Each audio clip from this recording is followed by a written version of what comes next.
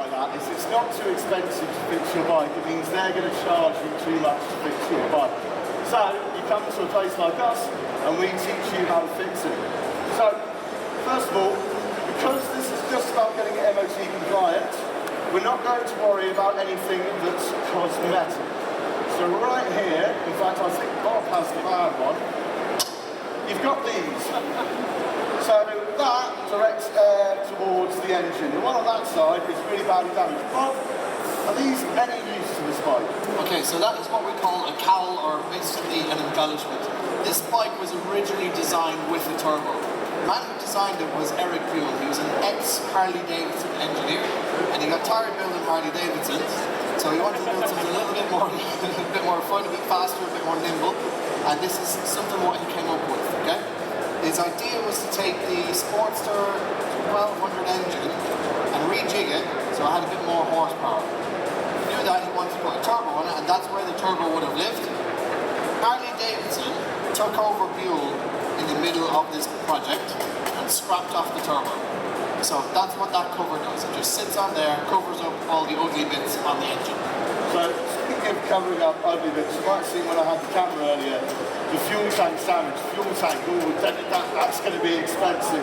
Not so for Mr. Eric Buell, that is just a cover. It covers the airbox. It saves us a bit of time and money there. Because Mr. Eric Buell is an interesting man, he did something a bit different when he designed this bike. That's just I was watching the build. So, as a petrol tank maker and a motorcycle frame maker, I find this bike absolutely fascinating. They combine the two, the petrol tank and the frame. So this is the fuel tank on this bike. It goes down both sides, and when you pour the fuel in the fuel cap, it just runs down and sits down here and starts to fill the tank up. I think that's absolutely fascinating. There's loads of benefits and some drawbacks of doing something like that. One of the benefits is the fuel, the weight, is kept down low on the bike. One of the drawbacks is it makes the frame very rigid and stiff because it needs to be extra strong.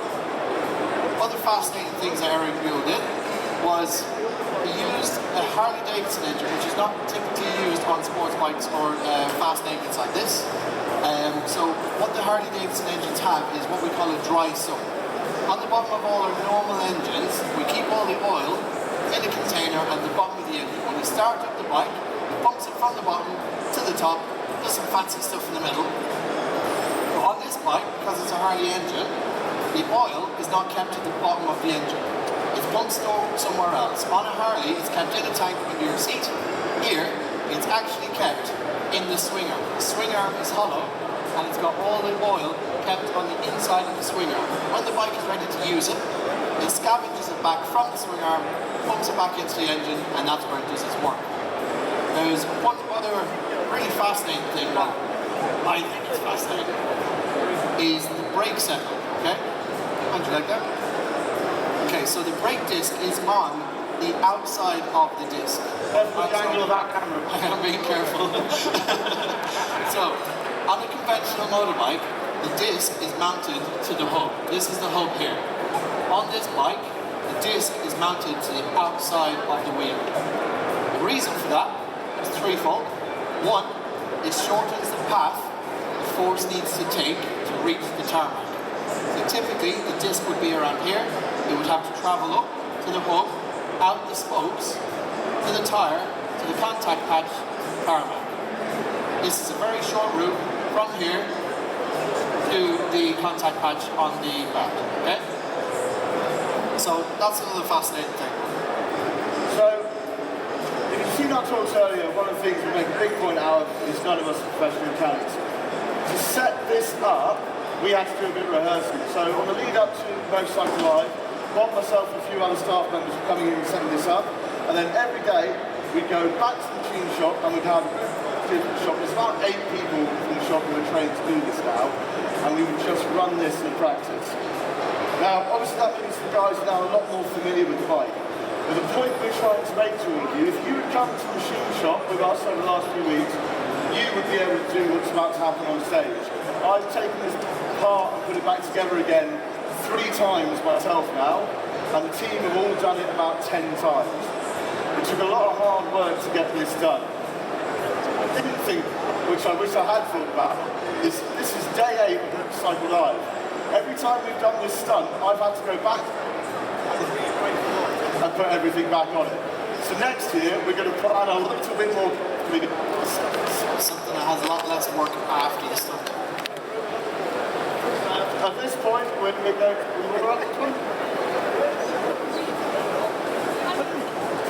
Don't worry about it.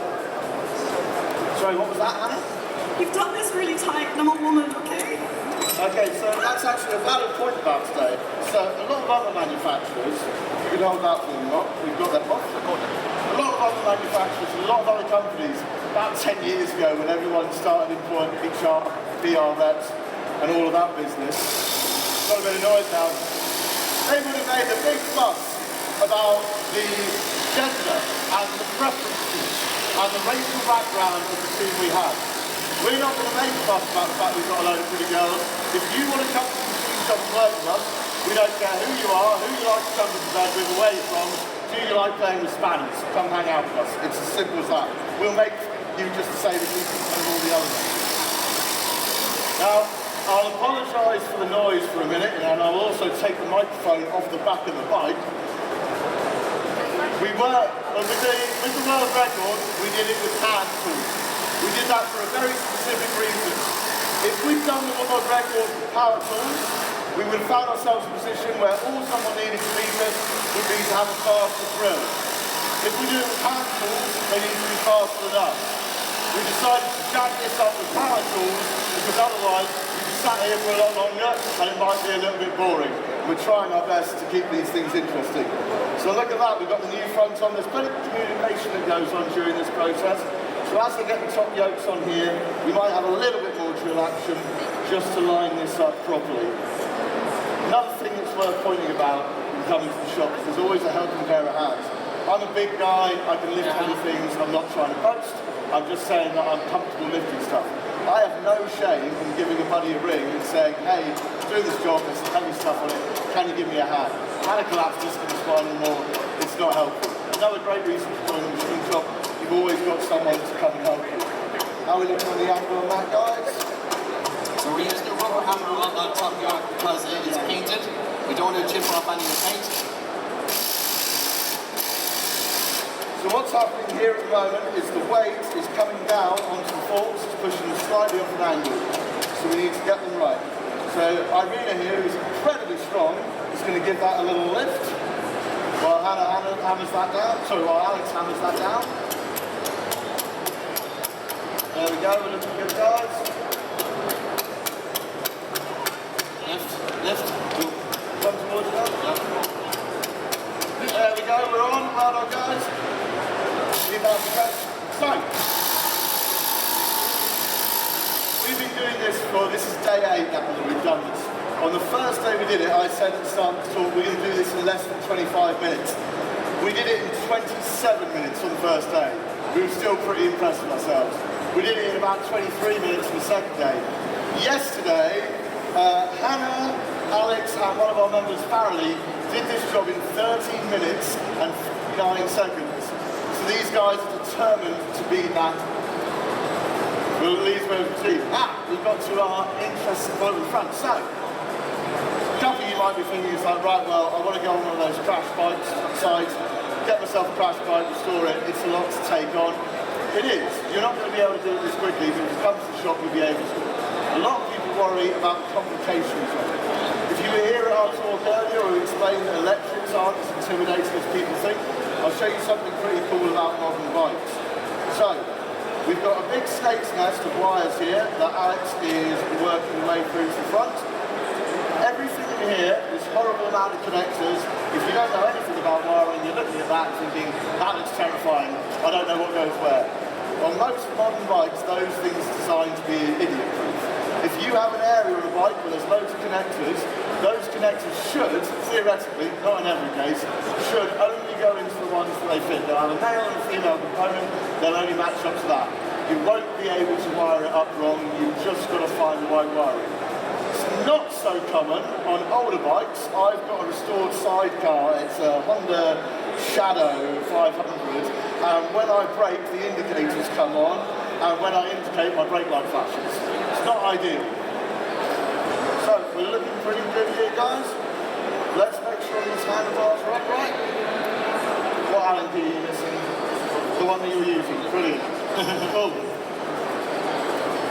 So one of the trickier parts of the handlebar assembly was the throttle body. The fabulous Mr. Peter Lord here, he's doing the good bits going on this bike. As I said, we found this on eBay. The reason we picked this bike is because Peter has a similar model of bike. It's 900, it's got exactly the same frame. And I went to Pete and I said, Pete, please can we rip all the good stuff off this bike and put it back on? There's no time for questions, this is not the interactive part of the show. Peter loves Buells. If you want to know more about Buells, speak to Pete. His bike is currently on a rack in the shop, and he comes to watch us do this, and I watch his face the entire time panicking, because I have to give him his bike back in the condition it came to him. So I put a lot of faith in this team here, and I believe they are going to do it. But where I was going with this was the throttle body. So the throttle body was a little bit more tricky than Scott.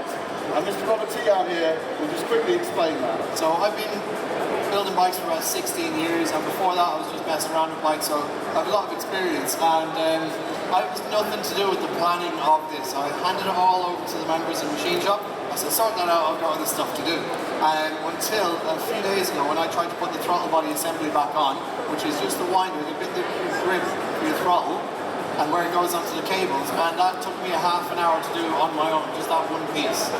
So, and it's extremely fiddly, so fair play to everybody here for being able to do that.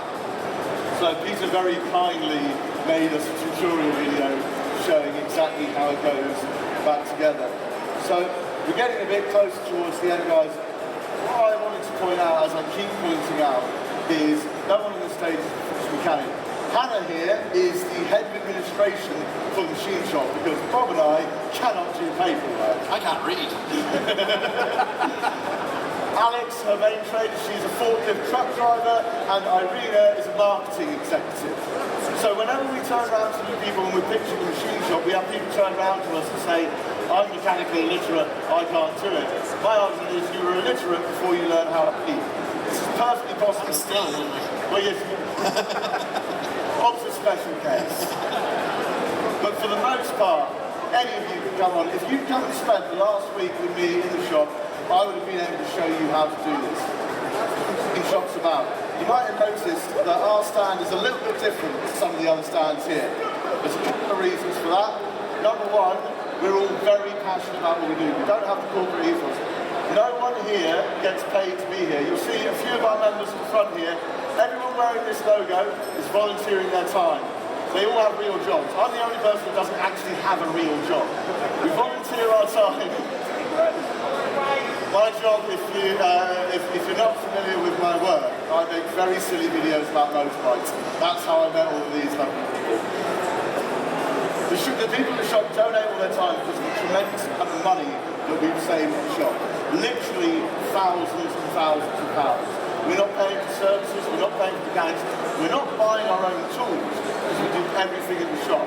So if this is starting to sound appealing to you, we are available for you to come and join us. We don't want you to come to our show and go, that was really cool, we enjoyed that. We want you to say that, yeah? But what we want you to do is go, that was really cool, I reckon I could do that as well. We want to put tools back in pound biking. So we'll get close to that next. So, a lot of bits are going on right now. It's probably going to take them about 45 seconds to put everything back on. So can we start with an absolutely raucous, huge round of applause. Let's upset all the people at BMW. Start clapping. Right here. You don't want to hear anything else on scale right now. It's all about the people on this stage. This is beginning to look a lot more like a motorbike.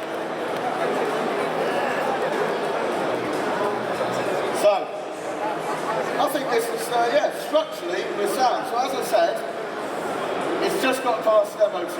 We're not too worried about anything else. Now, we've done this 8 times. On the first day, the bike started, but we did spill oil all over the stage. On the second day, the bike didn't start. But we realised we hadn't plugged the ignition in. So we just quickly plugged the ignition in, extra 30 seconds, turned the bike over, didn't start. It had run out of fuel. I did something that the health and safety would probably object to. We're done? Rich, you got it? Let's see. Oh, 15 minutes, 26 seconds, guys. That's still incredibly Well done, everyone. impressive. Huge, massive, massive round of applause for all the teams in the machine shop. So, as I was saying, well, that was Peter, you made that mistake last time. As I was saying, guys, first day started, second day I didn't. We got out of fuel. I did something that health and safety would probably object to, is I went backstage and I siphoned fuel out of my own bike and put it in this bike.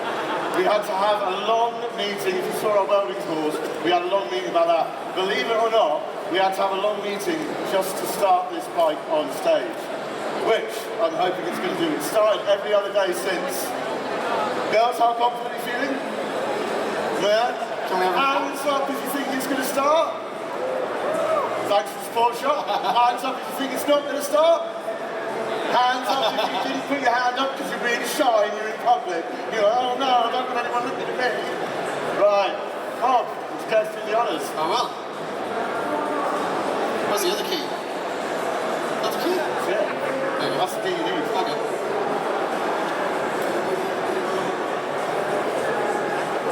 Okay, it's got a pump. Good.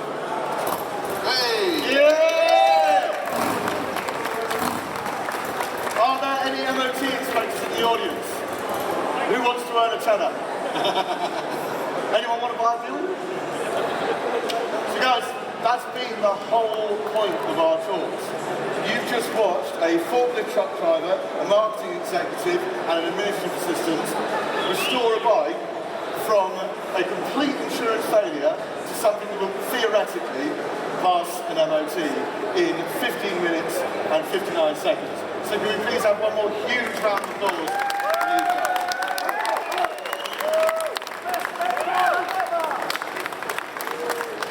So, as I say guys, one of the things we're trying to get across to you is you can do this yourself.